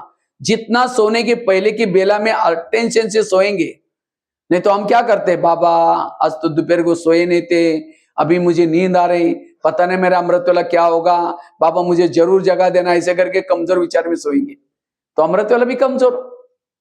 इसलिए अमृत वेला अच्छी। फिर क्लास के पहले, और कई तो योग करने के लिए बैठेंगे भी, समझो क्लास में योग करने के लिए आएंगे, आते आते रास्ते में देखा कि बहुत अच्छे सब्जी वाला जा रहे हैं, फिर सोचेगा आज कुछ शाम को इसकी सब्जी बनाएंगे, पहले सोचेंगे योग करेंगे, जाते समय लेके जाएंगे, यहाँ करके बैठे, लाल लाइट चल रहा है, गीत बज रहा है, शुरू करके मैं आत्मा हूँ, शांत स्वरूप हूँ, शक्ति स्वरूप हूँ। फिर सोचे अरे झोला तो लाए नहीं, थैला तो लाए नहीं, सब्जी कैसे लेके जाए, फिर कहे कोई बात नहीं, उसका पास तो प्लास्टिक का झोला तो होगा ही, मैं आत्मा हूँ, शांत स्वरूप। फिर सोचे कि गैस के ऊपर जो दूध रखा था शायद उसको बंद किया है या ऐसे चल रहा है, चलो कोई बुझा देगा, मैं आत्मा हूँ, शांत स्वरूप हूँ, शक्ति स्वरूप हूँ। फिर सोचे घर में मेहमान आने वाला था, मैंने सोचा था उसके लिए छोले बनाऊं, लेकिन रात को तो भिगो ही नहीं, चलो छोड़ो कुछ और बना देंगे, मैं आत्मा हूं, शांत स्वरूप। लाल लाइट की सफेद लाइट, योग का टाइम पूरा हो गया। मुश्किल से आधा घंटे के लिए आए, और उसमें भी जैसे मोबाइल को चार्ज कर रहे हैं, तार प्लग में डाल रहे हैं, निकाल रहे हैं, डाल रहे हैं, निकाल रहे हैं, कैसे चार्ज होगा। इसीलिए मन बुद्धि बाबा में लगा रहे, फिर निकाल रहे हैं। इसीलिए अटेंशन से योग करना। और जो अमृत वेला अच्छा करता है, क्लास के पहले आकर के आधा घंटा योग करता है, जैसे बीज डालते हैं खेती में, धान डालते हैं, पहले हल चलाते हैं, इसी तरह संगठन का योग हमको कब मिलता है, केवल क्लास के पहले। जो क्लास के पहले योग नहीं करता, उसमें ताकत कैसे आएगी, मुरली की बातें समझ में नहीं आएगी। इसीलिए क्लास के पहले योग, और साथ में मुरली यहां सुनना रोज सेंटर पर। आजकल कईयों को ऑनलाइन में मुरली सुनने की माये लगे, जो ऑनलाइन में मुरली सुनेंगे उनकी पूजा भी ऑनलाइन से हो जाएगी। इसीलिए यहां एक बार ब्रह्मा बाबा को दादियों ने पूछा था, बाबा त्रेतायुग वालों के लिए पढ़ाई का प्रबंध आप क्या करेंगे, उसके लिए मधुबन में इतना बड़ा हॉल बनाना पड़ेगा, 33 करोड़ का आवास निवास बनाना पड़ेगा। तो बाबा ने कहा कि नहीं बच्चे, 9 लाख क्लास के रेगुलर स्टूडेंट बनाओ, त्रेतायुग वालों के लिए पढ़ाई का प्रबंध मैं आगे चल करके करूंगा। ये अव्यक्त साकार बाबा ने बोला था, आगे चल करके उसका प्रबंध मैं करूंगा। केवल कितने लोग बनाओ क्लास के स्टूडेंट, 9 लाख। और अभी बाबा ने 10-12 साल से peace of mind, TV, Facebook, WhatsApp, ये सब चालू किया। ये सब किसके लिए, 33 करोड़ के लिए। तो आपको 33 करोड़ में जाना है, 9 लाख में जाना है, 9 लाख में जाना है तो मुरली कहां सुनने। नहीं तो सीता क्या करते, अकेले बैठे रो भी रहे हैं, राम को याद भी कर रहे, जो घर में बैठ करके मुरली भी ये कर रहे, याद भी कर रहे, लेकिन विघ्नों में रहेगी। और यहां जो आता है संगठन में, कृष्ण के साथ रास चल रहे, संगठन में बैठे हैं, चारों तरफ से गोपी का डांस कर, और ये है यहाँ आने वालों की निशानी। इसीलिए हमें रोज मुरली क्लास में आकर के सुनना है। भले वो भी सुनो, जैसे बच्चे ट्यूशन लगाते हैं, क्लास में जाएंगे फिर ट्यूशन लगाते हैं। इसलिए हमें रोज, नहीं तो एक एकलव्य था भील, गुरु द्रोणाचार्य के पास गया, कहते हैं मुझे नंबर 1 चाहिए। कहते कि तुम्हारा गुरु कौन है, कहता मैं अर्जुन से भी होशियार हो गया, तीर चलाने में। कहा कि तुम्हारे गुरु कौन है? कहता आप ही मेरे गुरु हैं। आप तो मेरे पास कभी आए ही नहीं, चलो मैं दिखाता हूं। तो एक जंगल में लेके गया और वहां द्रोणाचार्य का पुतला, देखो आप मेरे गुरु है ना। तब भी उसको नंबर 1 नहीं दिया। नंबर 1 किसको दिया? अर्जुन को, क्योंकि अर्जुन सामने सीखा था और वो पुतले के सामने सीखा था। इसी तरह जो peace of mind TV, Facebook, WhatsApp, ये भी क्या है? पुतला है। उस पुतले के सामने बैठ करके सीखेंगे, ज्ञान में तो बड़े होशियार बन जाएंगे, लेकिन नंबर 1 नहीं आएंगे। नंबर 1 बनना है तो हमें सेंटर पर आकर के सुनना है। और जो ये 3 चीजें करता है, सवेरे सवेरे उसकी आत्मिक स्थिति बनती है, उसका मनोबल मजबूत होता है, और जिसका मनोबल मजबूत है, आत्मिक स्थिति है, सारा दिन निर्विघ्न है, व्यर्थों से मुक्त है। ये 3 चीजें क्यों जरूरी हैं? एक 2 महिलाएं थी, एक रहती थी 2 मंजिल पर, दूसरी रहती थी नीचे के मंजिल पर। 2 मंजिल वाली रोज अपने घर की खिड़की से पड़ोसने के छत पर देखती हैं, तो छत पर कपड़े सुखाते, उसके कपड़े देकर के पति को बुलाती हैं, कहते इसको कोई अक्ल नहीं, कितने गंदे कपड़े, कितने मैले कपड़े, जाओ पूछ के आओ। पति कुछ नहीं बोलता, रोज बुला करके कहते जाओ पूछ के आओ। एक दिन जब उसने उसी खिड़की से देखा तो पड़ोसने के कपड़े अच्छे दिखने लगे, फिर पति को बुलाया, कहते आज उसको कैसे अक्ल आ गई, कितना अच्छा धुला के, जाओ पूछ के आओ। पति धीरे से मुस्कुराता और कहता है आज सवेरे सवेरे मैंने अपने घर की खिड़की के कांच साफ किए, शीशे साफ किए, उनके कांच गंदे थे इसलिए कपड़े। दोष किसका है? खुद का या पड़ोसनी का? खुद का। इसी तरह जिस दिन सेंटर पर नहीं आएंगे, मुरली नहीं सुनेंगे, अमृत वाला नहीं करेंगे, आपकी बुद्धि रूपी खिड़की कैसी रहेगी? गंदी। और उसी गंदी खिड़की से जिसको भी देखेंगे सब गलत नजर आएगा। फिर कहेंगे इसको सुधरना चाहिए, इसको बदलना चाहिए, संकल्प चलाएंगे, विकल्प चलाएंगे, आकाश में थूकेंगे, थूका कहां आएगा? अपने मुंह पर आएगा। ऐसे संकल्प चलाने से आपका ही घाटा है, किसी और का घाटा नहीं होगा। इसलिए अपने खिड़की को क्या करो, रोज साफ करो। कौन कौन साफ करता है? हाथ खड़ा करो। ऐसे ऐसे घर खिड़की, मतलब घर की बात नहीं, नहीं तो ये पिछले मैं 6 महीना पहले अभी नेपाल में गया था, तो नेपाल में 3 दिन की भट्टी थी, तो मैंने ये बात पहले दिन सुनाई, दूसरे दिन 2-4 माता आई नहीं क्लास में, तीसरी दिन आई, बहनों ने कहा रे कल क्यों नहीं आए थे? कहा कि परसों भैया ने कहा ना खिड़कियां साफ करो, तो हम खिड़की साफ करने में लगे थे। मैंने कोई घर की खिड़की नहीं बोली थी, किसकी खिड़की? बुद्धि रूपी खिड़की को साफ करो। तो रोज हम ये 3 नहीं, कभी कभी हम ज्ञान को क्या करते हैं, उल्टा कर लेते हैं। एक भाई ज्ञान में चलता था 1 साल से, एक बार होटल में गया और 1 किलो समोसा मंगाया। समोसा जानते हैं ना, मैदे को बेल करके आलू भरते, तो 1 किलो समोसा मंगाया, मैदा का छिलका फेंक करके मसाला खा रहे आलू आलू। तो मैनेजर ने बोला आप मैदा पसंद नहीं करते? कहता पसंद तो करता हूं, लेकिन आजकल मैं ब्रह्मा कुमारी आश्रम में जाता हूं, उन्होंने कहा कि बाहर का नहीं खाना, इसलिए बाहर का निकाल करके मैं अंदर का खा रहा हूं। बाहर का मतलब दूसरे का हाथ का बना नहीं खाना, इसीलिए होटल पर बोर्ड लिखा है होटल, हो सके तो यहां से टल, सिनेमा। इसीलिए कहा कुछ। एक माता जी रोज सेंटर पर आती हैं, तो एक दिन गुरुवार था, तो गांव की आती थी, तो गुरुवार की दिन जल्दी आई थी थोड़ी, तो बहन जी अपना किचन में कुछ सेवा कर रहे थे, भोग बना रही थी। इतने में एक वीआईपी आया, तो बहन जी ने कहा माता जी ये वीआईपी को कुछ समझाओ। चित्र प्रदर्शनी लगी थी, पहला चित्र था लक्ष्मी नारायण का, विद्यालय का लक्ष्य क्या है? कहते आप रोज यहाँ आया करो, आपका ट्रैक्टर बहुत अच्छा हो जाएगा। कहते ट्रैक्टर? यहाँ गैरेज का काम सिखाते हैं? वो वीआईपी बोलता है नहीं, लक्ष्मी नारायण भी ट्रैक्टर से गिर गए, परमात्मा ने उनका भी ट्रैक्टर ठीक किया, मेरा भी ट्रैक्टर। वो कैरेक्टर को बोलने के बजाय, तो कभी कभी हम ज्ञान को क्या करते हैं, उल्टा कर लेते हैं। इसलिए बाबा कहते हैं रोज अपने खिड़की को 3 बातों में पक्का बनना है। एक अमृत वाला का योग अच्छा, क्लास के पहले योग, और तीसरा इस 2023 में अगर ये 3 बातों में अडिग रहेंगे, आपको कोई विघ्न नहीं आएंगे, आपका मन मजबूत बन जाएगा, शक्तिशाली बन जाएगा, और इससे आपकी स्थिति पावरफुल बन जाएगी। अमृत वाला, क्लास के पहले योग, और तीसरा रोज की ईश्वरीय महावाक्य। और मैंने खुद किए हैं, और इन 3 बातों ने मुझे सशक्त बनाया, शक्ति से। ये 3 चीजों को मैं कभी भी मिस नहीं करता हूं अपने दिनचर्या में। चलो 2 मिनट। तो बात चल रही थी, हमें निर्विघ्न बनना है, स्थिति को शक्तिशाली बनाना है, अपने संकल्प को समर्थ बनाना है, उसके लिए 3 बातें सुनाई, 2 बातें। पहली बात कौन सी सुनाई? ड्रामा को पक्का करना। दूसरी बात कौन सी सुनाई? रोज अपने खिड़की को साफ करना, अर्थात अमृतवेला अच्छी, क्लास के पहले योग, और तीसरा मुरली। तीसरी बात है, अगर अपनी स्थिति को निर्विघ्न बनाना है, संकल्प को बचाना है, पॉजिटिव बनना है, उसके लिए कर्म गति को याद रखना। आज हमारे कभी कभी संकल्प क्यों चलते हैं? कई कहते मैं इसके रास्ते में कभी गया ही नहीं, मैंने इसका बुरा कुछ किया ही नहीं, फिर भी ये मेरे साथ ऐसा क्यों करता है? टाली कभी एक हाथ से नहीं बजती, टाली के लिए कितना चाहिए? 2। अगर कोई व्यक्ति आपके साथ उल्टा सुल्टा कर रहे हैं, इसका मतलब आपने भी कभी किया था।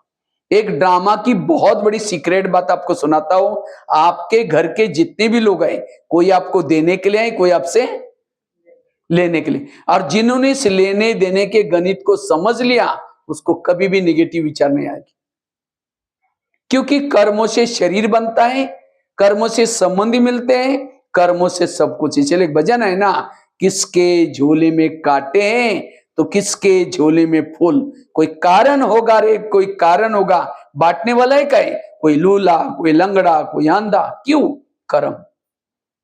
लोगों से नहीं डरो, भगवान से कभी ना डरो। अगर डरना है तो अपने गलत कर्मों से जरूर डरना। ये दुनिया कर्म क्षेत्र है, जिसमें जो बोएंगे वही काटना पड़ता है। आज मेरे जीवन में कोई मुझे तंग कर रहा है, मुझे परेशान कर रहा है, मैंने ऐसा बोया था, अब उसका फल मिल रहा है। किसी को बुलाने से, कई कहते हम ओम शांति में जाते, ब्रह्मा कुमारी में जाते, तो भी हमारे जीवन में ऐसा क्यों?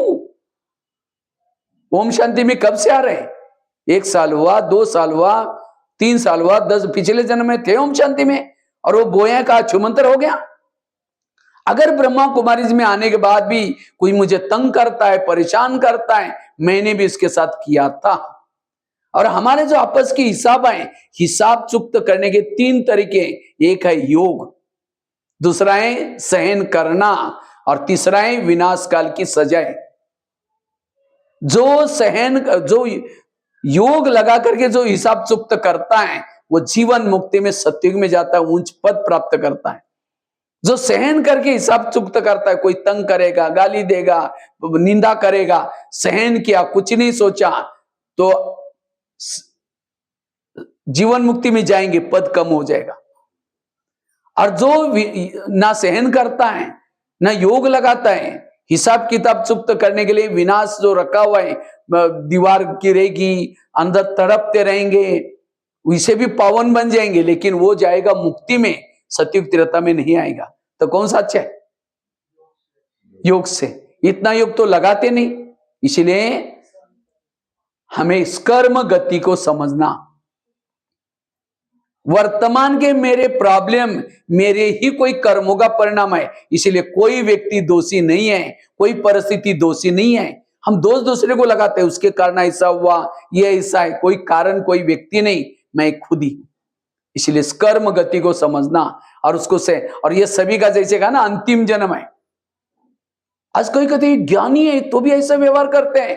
अरे भाई, अभी ज्ञानी है, पिछले जन्म में आपने उसको राजा बनकर के राजा से निकाल दिया था, किसी को फांसी लगाई थी, वो कहां जाएगा? ये सब तो लेगा ना आपका। इसलिए सहन शक्ति को अपनाओ, कभी भी संकल्प विकल्प नहीं चलाओ। इस कर्म, समझो कोई सास है, बहू को तंग करे, परेशान करे, बहू को तनाव, टेंशन आ रहा है, कई बार ऐसी बहू तो सुसाइड भी करती है। सुसाइड करने से हिसाब चुक्त नहीं हुए, अगले जन्म में ब्याज के सही चुक्त करना पड़ता है। किसी को छोड़ के नहीं जाओ, जहां है हिसाब किताब चुक्त करना है। अब उस सास और बहू का पिछला जन्म दिखाया जाए तो, आज जो बहू है पिछले जन्म इसकी सास थी, और जो सास है वो कौन थी? बहू। इसीलिए कहते हैं ना, सास भी कभी बहू थी। इसीलिए कर्म गति को समझना। कर्मों का डंडा लगता है, आवाज नहीं आता, लेकिन लगता जरूर है, कोई ना कोई बात से जरूर लग जाता है। इसलिए हिसाब किताब के गणित को समझना। एक पता नहीं अपना एक में कोई कई किताब मुझे ऐसा ही मिला था, मैं उसको पढ़ा था, मुझे बहुत अच्छा लगा। एक छोटे बच्ची की कहानी थी उसके अंदर। ध्यान से सुनना और मैं जवाब एक प्रश्न पूछूंगा लास्ट में। एक छोटा बच्चा था, मम्मी के साथ रहता था मुंबई में। तो उसके पापा जी नहीं थे, बहनें नहीं थी, भाई नहीं थी, वो बच्चा अकेला ही था, तो मम्मी थी। एक दिन मम्मी कहीं मजदूरी का काम करने के लिए जा रही थी, तो उस बच्चे ने क्या देखा, एक गुब्बारे वाला गुब्बारे बेच रहा था। तो बच्चा दौड़ करके गुब्बारे लेने के लिए गया। जैसे गया, माँ को लगा उसको कुछ हो ना जाए, हाईवे था, पकड़ने के लिए दौड़ी, एक कार स्पीड से आई, माँ खत्म। तो बच्चे पीछे मुड़ कर देखा, मम्मी भी गई। ऊपर देख करके कहता है, भगवान आप कितने निर्दयी हैं, कितने निर्दयी हैं। मेरे पापा को भी तो पहले लेके गए, मेरे कोई बहनें नहीं, भाई नहीं, भगवान को गाली देता है। आखिर 4 दिन खाना भी नहीं खाया, बाहर आया ही नहीं घर से। तो 4 दिन के बाद आया, किसी ने कहा बेटा अब तुम्हारा कोई नहीं रहा, तुम मेरे पास चाय का दुकान है वहां जाओ, चाय बेचने का काम करो, खाने का प्रबंध करूंगा। तो बच्चा रोज जाता है। एक दिन उस बच्चे से गलती से गिलास टूट गया। वो चाय वाला इतना डांटता उसको, बच्चा घबरा गया, गिलास भी टूट गया, दूसरा भी टूट गया, और डांटता है। तो फिर जब जा रहा था, कहते भगवान मैं जहां भी जाऊं मुझे इतना ये मिलता है। तो आखिर वो बच्चा भगवान के ऊपर दोष लगाता है, गाली देता है। अब उसके बाद किसी ने कहा कि ये झोपड़ी तुम्हारी मम्मी की दी, तुम खाली कर ले। अब जो रहने का भी प्रॉब्लम, आखिर शराबी बना, शादी की पत्नी आई, वो भी झगड़ा लवाई। आखिर उसने चाय का दुकान चालू किया। तो एक दिन वो बच्चा चाय बेच रहा था। जब चाय बेच रहा था तो उसी समय 10-12 लोग आए, कहा कि हमको चाय चाहिए। जैसा चाय दिया, पी के जाने लगे। कहता मैं चाय का मेरा पैसा दो। जैसा पैसा मांगा, 10-12 लोगों ने इतनी पिटाई की, बेहोश करके छोड़ के चले गए। आखिर उसको होश आया, कहते भगवान मैं जहां भी जाता हूं मुझे दुख ही मिलता है, मुझे कितना है, बहुत गाली देता है भगवान को। आखिर उसको लगता है पत्नी को सुनाऊंगा तो पत्नी कुछ कहेगी, पत्नी को जाकर सुनाई मेरे साथ है, वो और ही झगड़ा करते, तुमने ऐसा किया होगा।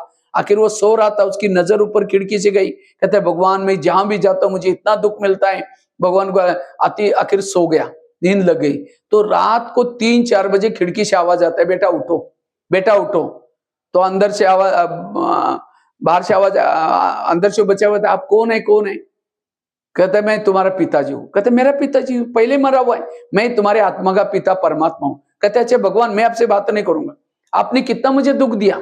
आवाज आता है, बेटा मैंने कुछ नहीं किया, ये तुम्हारे पिछले जन्मों का हिसाब है, चलो मैं तुम्हारा पिछला जन्म दिखाता हूँ। भगवान इस बच्चे को एक महल के पास लेके गए। तो बच्चा कहता है भगवान मुझे पिछला जन्म दिखाने वाले थे, महल के पास कहा लाया, चलो मैं दिखाता हूँ। जैसे अंदर गए, कुछ कैदी चाबुक से मार रहे थे, कुछ सिपाही कैदियों को चाबुक से मार रहे थे। तो बच्चा पूछता है भगवान इनको क्यों मारा जा रहा है? कहते हैं इनके राजा ने पकड़ करके मारो करके ऑर्डर किया है, इनकी क्या गलती है? लेकिन कहता है राजा को कोई दया माया नहीं आती। तो भगवान ने कहा राजा तो ऐसा ही है, लेकिन भगवान ने कहा ये कैदी कौन है पता है? जिस 10-12 लोगों ने तुम्हारी पिटाई की थी उनका पिछला जन्म। भी खत्म मानना चाहिए। जैसे आगे गया, राजा बैठा था, मंत्री बैठा था, मदिरा पी रहे थे। तो एक बच्चे से ग्लास मंगवाया था, बच्चा देरी से आया, राजा उसको डांटता है, बच्चा घबरा गया और ग्लास टूट गया, और डांटता है। तो बच्चा पूछता है भगवान ये क्यों डांट रहे हैं? कहा कि राजा का स्वभाव ही ऐसा है। लेकिन भगवान ने कहा ये बच्चा कौन है पता है? जिस चाय वाले ने तुमको डांटा था उसका पिछला जन्म है। फिर कहता डांटना चाहिए, बड़ा खराब था। जैसे आगे गए, एक अंडरग्राउंड में एक व्यक्ति बैठा था, हाथ में बेड़िया, पाँव भी बेड़िया, कपड़े फटे थे, खाना पड़ा था।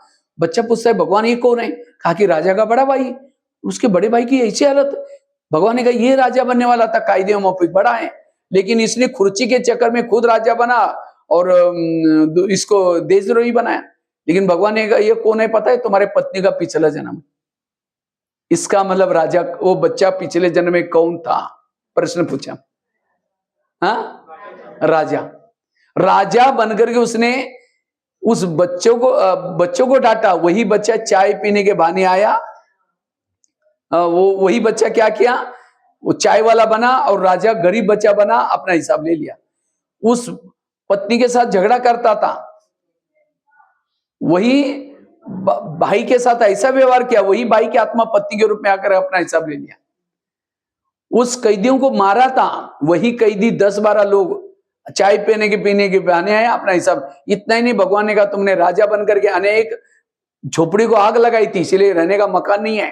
अनेक बच्चों को मरवाया था, तुम्हारे भाई बहन ही नहीं है। उस बच्चे के जीवन में जो प्रॉब्लम क्या भगवान ने दिए? उसने इसे कर्म किया, उसका फल। तो ये मैंने क्यों सुनाया? आज हमारा कई उन्हें पैसा पैसा इकट्ठा किया और बच्चा कोई ऐसा पैदा हुआ, गलत संगत में जा रहे हैं, नशा कर रहे हैं, वो बच्चा कौन है? पिछले जन्मों का हिसाब है। आज ये ज्ञान नहीं है, इसीलिए आज एक दूसरे के व्यवहार से हम डिस्टर्ब है, और यही विघन है, और कोई विघन नहीं है। इसलिए इस कर्म गति को समझो। किसी ने गाली भी दी, क्या समझो? अच्छा, इनका भी बहुत दिन का बाकी था, पूरा हो गया। आज किसी को पति तंग करता है, क्यों तंग करता है? मैंने भी कभी पति बन करके तंग किया था, मेरा हिसाब किताब। ये है खुश रहने का तरीका, ये है संकल्प को बचाने का, कर्म गति को समझना। कल में मैं एक पता नहीं क्लास कर रहा था, चलते चलते एक घटना सुनाई थी, वो भी घटना मैं आपको सुनाता हूँ। एक आगरा में एक पति पत्नी रहते थे, गरीब थे, झोपड़पट्टी में रहते थे। उनके पास एक मेहमान आया। वैसा मेहमान दिल्ली में खरीदारी करने के हिसाब से आया था, लेकिन जब दिल्ली में आया था दुकान बंद थे। सोचे क्या करो बैठे बैठे, चलो मैं आगरा घूम के आता हूँ। आया, आगरा घूमने के लिए गया। सारा दिन उसने आगरा घूम के देखा, लेकिन रात को सोने का प्रॉब्लम हो गया। जिस होटल में जाता था, जहां भी जाता था, सब कहते भाई हमारे होटल बुक है। अब उसको लगता रात को कहाँ सो जाओ, अगर बस स्टैंड पर सो जाओ बैग चोरी हो जाएगी, कहीं स्टेशन पर सो जाओ तो भी चोरी हो जाएगी। अचानक उसको याद है मेरी गरीब पति बंधे, चलो उनके पास जाता हूँ। रिक्शा करके गया, खाना खाया, बातें की, सब कुछ की। सोने से पहले उसने अपनी बैग खोली, कपड़े चेंज करने थे। तो उसी समय गरीब की पत्नी की नजर बैग में गई, देखा इसके पास 50 के, 100 के, 500 के बहुत सारे बंडल है। उसको लगता है अगर 2-4 बंडल हमको मिल जाए तो हमारी गरीबी क्या हो जाएगी, दूर हो जाएगी। रात भर नींद नहीं आई, 12-1 बजे बाहर गई, बड़ा सा पत्थर लाते हैं, बैग सिराने थे, पत्थर सीधा उसके सिर में मार दे। उसका तो मर्डर हो गया। पति की नींद खुली, पति कहता ये क्या हो गया? कहता अब हमारी गरीबी दूर हो गई। का ये बात किसी पुलिस वालों को पता चलेगा, लोगों को? कहते किसी को पता नहीं चलने देंगे। इस व्यापारी को जमुना नदी में डाल देते हैं। रात को 2 बजे उस मुर्दे को बोरी में डाला, पीछे जमुना नदी में डाल करके वापिस आए, किसी ने नहीं देखा। वापिस आए, घर में खून लगा था, रातों रात उन्होंने क्या किया, खून के दाग भी मिटाए। उन्होंने खून के दाग तो मिटाए, लेकिन कर्मों में पड़े हुए दाग को कोई मिटा। इसलिए एक भजन है ना, कर्म काले का मिटे न रे भाई, लाख करे कोई चतुर है। उन्होंने उसी पैसे से एक प्लॉट लिया, मकान बनाया, दुकान खोला, गहने बनाई, गरीबी दूर हो गए। लेकिन कोई बच्चे ही नहीं थे। कुछ साल के बाद एक बच्चा हो गया, उसको खिलाया पिलाया, कलेक्टर बनना जितना पढ़ाया। अचानक उस बच्चे को टाइफाइड हो गया। उनको लगता है इस बच्चे को कुछ ना हो जाए, बड़े से हॉस्पिटल में इलाज किया, बहुत खर्चा हुआ। गहने बेचे, बच्चे का इलाज किया, गाड़ी बेची तो भी ठीक नहीं हुआ, दुकान चालू किया तो उसकी भी सारा पैसा बीमारी में लगाया। एक दिन वो बच्चा कहता है पापा जी अपने को जो मिला तो पैसा खत्म हो गया, मैं जा रहा हूं। बच्चा मर गया। तो बच्चा कौन था?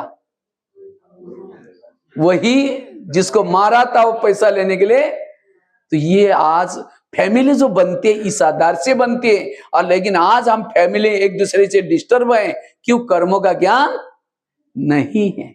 और जिसको ये कर्मों का ज्ञान है, हर परिस्थिति को, हर चैलेंज में वो पॉजिटिव रहेगा, सकारात्मक रहेगा, निर्विघ्न रहेगा, कभी भी अपनी स्थिति को बिगाड़ेगा नहीं। इसीलिए इस कर्म गति को समझ करके पॉजिटिव बनना, ये है तीसरी बात। चौथी बात है, अगर संकल्पों को बचाना है, पॉजिटिव बनना है, जो हुआ अच्छा हुआ, जो हो रहा अच्छा, जो होगा वो भी, इस मंत्र को पक्का करना। और जो इस मंत्र को पक्का करता है उसको कभी भी संकल्प विकल्प नहीं चलेंगे, मन चुप रहेगा। मेरे जीवन में जो कुछ हो रहा है इन सब के पीछे कल्याण है। कोई मेरी चुगली करे, यहां की ट्रांसफर वहां करे, मन को चुप रखो, मन को कभी डिस्टर्ब नहीं करो। एक रामायण की घटना सुनाता हूं। राम राज्य बनने वाला था, लेकिन रात में आकर के मंत्रा ने कई के 2-4 उल्टी बातें सुनाई। तुम्हारा बेटा भी तो है, तुम बेटे को छोड़ करके राम को राजा बना रहे। और ये बातें सुन करके राम को राजा बनाने के बजाय 14 वर्ष वनवा में भेजा। सीता गई, लक्ष्मण भी गया, तीनों भी घर से चले गए। वियोग के कारण दशरथ ने प्राण त्यागा। खाने का प्रॉब्लम, सोने का प्रॉब्लम, घास में सोए, ये सब किसके कारण हुआ? मंत्र के कारण। तो मंत्रा को जो भी देखेगा उसकी भावना अच्छी चलेगी बुरी चलेगी। मैं खुद जब रामायण देखता था, मंत्रा काला सा ड्रेस पहन करके डंडा लेके आती थी स्क्रीन में, मैं कहता इस बूढ़े को भगो, उसको नहीं देखना। लेकिन एक दिन मैंने जब सोचा तब पता चला मंत्रा ने राम के साथ जो किया वो अच्छा किया। अगर रात में ना आती राम राजा बनता, जंगल में नहीं जाता, सीता की चोरी ना होती, रावण को ना मारता, रावण को ना मारता, राम की महिमा कोई नहीं गाता। राम की महिमा किसके कारण? मंत्रा के कारण। इसी तरह हर एक के जीवन में भगवान ने एक दो मंत्रा रखी, जो चुगली करते, यहाँ की बातें वहां करते, झगड़ा लगाते, लेकिन आज हम डिस्टर्ब है, विघ्न है ऐसी मंत्रा से। लेकिन राम के मंत्रा ने तो राम का भला किया, आपकी भी मंत्रा। इसीलिए पॉजिटिव रहो, सकारात्मक। जो हुआ अच्छा हुआ, जो हो रहा अच्छा, जो होगा वो भी मेरे जीवन की हर घटना में कल्याण है। इसीलिए कभी भी निगेटिव नहीं सोचो।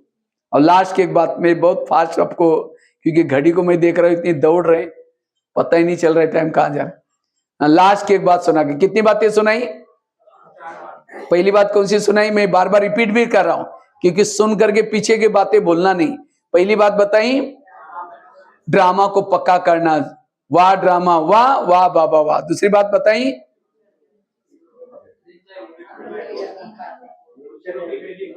रोज अपने खिड़की को साफ करना, 3 बातें रोज करना। तीसरी, कर्मों की घुई गति। चौथी, जो हुआ और हर पॉइंट में कुछ एग्जांपल्स दे। मुझे लगता है अगर एग्जांपल भी याद रखेंगे, आज का क्लास भी कभी भी आपको नहीं भूलेगा। पहले मैं आपको इसकी एग्जांपल दिया था, कुंती का एग्जांपल दिया था। दूसरे में खिड़की साफ करने वाला एग्जांपल दिया था। तीसरे में आगरा वाली घटना सुनाई थी। उसके बाद वो उस बच्चे की घटना सुनाई थी। और चौथे में मंत्रा वाली एग्जांपल सुनाया। और लास्ट की 5वीं बात है, अगर मुझे पॉजिटिव बनना है, सकारात्मक बनना है, व्यर्थों से मुक्त बनना है, इसीलिए जीवन की निगेटिव बात को क्या बना दो? पॉजिटिव। बुराई को भी अच्छाई में बदलो। जो बुराई को अच्छाई में बदलता है, उसके कभी भी संकल्प निगेटिव नहीं चलेंगे। समझो यहां आप आए हैं, थोड़ा घर में देरी से जाएंगे, जाते लोग बोलेगा ओम शांति में जाते हैं, अब संडे का दिन तो यहां रहते हैं, सारा दिन वहीं जाकर के बैठ गए, वहीं जाकर के वहीं खा के आओ। अब ये बातें सुनते तुरंत मन डिस्टर्ब हो जाएगा। तो पहले से पक्के करके जाओ, अब मैं घर में जाऊंगी, जाती मेरी पूजा हो जाएगी। अगर कोई देवी की पूजा हो तो देवी क्या करते हैं? तो आपको भी कोई बोलना शुरू करेगा, आप भी क्या दो? आशीर्वाद, माला हाथ से नहीं दो, और चिढ़ जाएंगे। बड़ी देवी बन के आई, शक्ल जाकर के आईने में देख ले। मन से कहो कि बाबा इनका कल्याण करना। आज हम ऐसी ऐसी बातें सुन के आए कर्मों की, जो हुआ जब मेरा आज दिमाग ही हल्का हो गया, मेरे जीवन के सारे प्रश्न के उत्तर मिल गए। अगर ये भी उस क्लास में बैठते हैं, इनको भी कितनी शुगर आई, कितना दवाई खाते हैं, ये भी ठीक हो जाते हैं। बाबा वो आपको बोल रहे हैं, लेकिन आप अंदर से ये दुआएं दे रहे हैं। तब उनको लगेगा, अरे पहले मैं थोड़ा भी बोलता था, एक काली का रूप धारण करती थी, आज तो बिल्कुल चुप है। इसका मतलब आश्रम के ज्ञान का कुछ असर हो गया इसके पर। ये निगेटिव को किसी ने गाली भी दी, क्या समझो? गाली नहीं दी, मेरे पर गुलाब का फूल डाल दिया। जो यहां संगम में गाली देगा, दोपहर में रोज आपके मूर्ति के ऊपर गुलाब का फूल चढ़ाएगा। तो भगत चाहिए नहीं चाहिए? निगेटिव को क्या बना दो? पॉजिटिव। एक महाराष्ट्र में एक संत थे, जिनका नाम था तुकाराम महाराज। बहुत भक्ति करते थे लोगों ने इसको मना किया, तभी छोड़ा नहीं। एक दिन सभी लोगों ने पकड़ करके उस संत के गले में सब्जी की माला पहना दी। बैंगन, टमाटर, आलू, मटर, मिर्ची, नींबू, मुंह काला किया, बाल उतर करके हल्दी लगाई, गधे पर बिठाया, गली गली में घुमाया। इतना ही नहीं, घर के सामने लाया, पत्नी को बुलाया। जब उसकी पत्नी देखती है मेरे पति के साथ ऐसा किया, सबको गाली देती है। जब गाली देते तुकाराम महाराज सब्जी की माला दिखा करके कहते हैं, इनको गाली क्यों दे रहे? ये लोगों ने अपने लिए 8 दिन के लिए सब्जी ला कर दी। निगेटिव को क्या बनाया? और कहा इनको गाली मत देना। जब मेरी शादी हुई थी, बारात ही नहीं निकली थी, ये लोगों ने पूरी गांव में मेरी बारात निकाल करके लाई, इनको गाली मत देना। और कहा इनको गाली मत देना। जब मुझे घुमाने के लिए लेके गए थे, धूप बहुत तेज थी बाहर, और तेज धूप में लोगों ने पाँव में कुछ नहीं पहना था, सबके पाँव में छले पड़े होंगे, मुझे कुछ नहीं हुआ, मैं आराम से ऊपर गधे पर बैठा। और कहा इनको गाली मत देना। जब मुझे घुमाने के लिए लेके गए थे, मेरे सिर में बहुत सारे फोड़े हो गए थे, मैंने बहुत दवाई की, ठीक ही नहीं हुआ। आज ये लोगों ने मेरे बाल उतर करके हल्दी लगाई, हल्दी तो एंटीबायोटिक का काम करते, अब ठीक हो जाएगा। बुराई को क्या बनाया? ये है जीवन जीने की कला। और जो बुराई को भी अच्छाई में बनाता है, हर विपरीत परिस्थिति में पॉजिटिव बनेगा। और रेत में भी पानी निकाल सकता है, उसको कभी भी संकल्प विकल्प नहीं चलेंगे। उसके पास सहन शक्ति आएगी। ये है समर्थ स्थिति। और जो समर्थ है, व्यर्थों से मुक्त है, वो योग में बैठे योग लगेगा, किसी के दोष नहीं दिखाई पड़ेंगे, सब उसका जीवन वाह रहेगा। इसलिए 5 बातों के मंत्र को पक्का करके जाना। और ये केवल मैंने लेक्चर किया नहीं है, हमने भी इसके प्रयोग किए। आज आप दुनिया को बदलने के लिए जा रहे हैं, तो आपके घर के व्यक्ति को जो टेढ़ा चलता है, कैसा भी चलता है, उसको बदल नहीं सकते। बदलना मतलब उसको किनारा नहीं करना, उसकी कंप्लेन करके बदलना वो नहीं, उसको मार करके नहीं बदलना। बदलना मतलब अपने सोच से उसको बदल सकते हो। क्योंकि एक ही व्यक्ति, हर एक का कोई ना कोई ऐसा व्यक्ति होता है, उसको डिस्टर्ब करता है, और इसीलिए उसका ज्ञान योग चौपट होता जा रहा है। उस व्यक्ति को बदलो। कैसे? शुभ भावना से। मेरा खुद का एक अनुभव मैं आपको सुनाता हूं, क्योंकि यही व्यक्ति आपको कर्मयोगी बनने नहीं देता, योग में भी डिस्टर्ब, हर बात में डिस्टर्ब, उसको देखते आपका चेहरा ही डाउन हो जाता है, खुशी गायब हो जाती है। तो मैंने कैसा प्रयोग किया था, मैं अपना अनुभव आपको सुनाता हूं। वैसे मैं दिल्ली में रहता था, तो दिल्ली में हम लोग 30-40 लोग रहते थे एक साथ में। जैसे बड़ा भवन है ना, ऐसे दिल्ली पांडवन में, वहां वो बहुत सारे विदेशी लोग आते थे। तो विदेशी लोग आते थे, तो वहां मेरा किचन में सेवा थी, खाना बनाने की सेवा थी। तो खाना बनाने की सेवा थी, तो 3 महीने खाना खिलाती थी, क्योंकि 150-200 फॉरेनर आते थे। तो एक बहन सवेरे का खिलाती थी, दूसरी बहन दोपहर का भोजन खिलाती थी, और एक बहन रात का भोजन खिलाती थी। और हम तो अलग अलग जगह के आए हुए हैं, सबके अलग अलग संस्कार हैं। अब किसी के अच्छे भी, किसी की विशेषता भी। तो दोपहर का जो भोजन खिलाती थी, उस बहन के अंदर थोड़ा गुस्से का संस्कार था, छोटी छोटी बातों में गुस्सा करती थी। तो मैं क्या करता था, किचन में 9 बजे जाता था दोपहर का भोजन बनाने के लिए।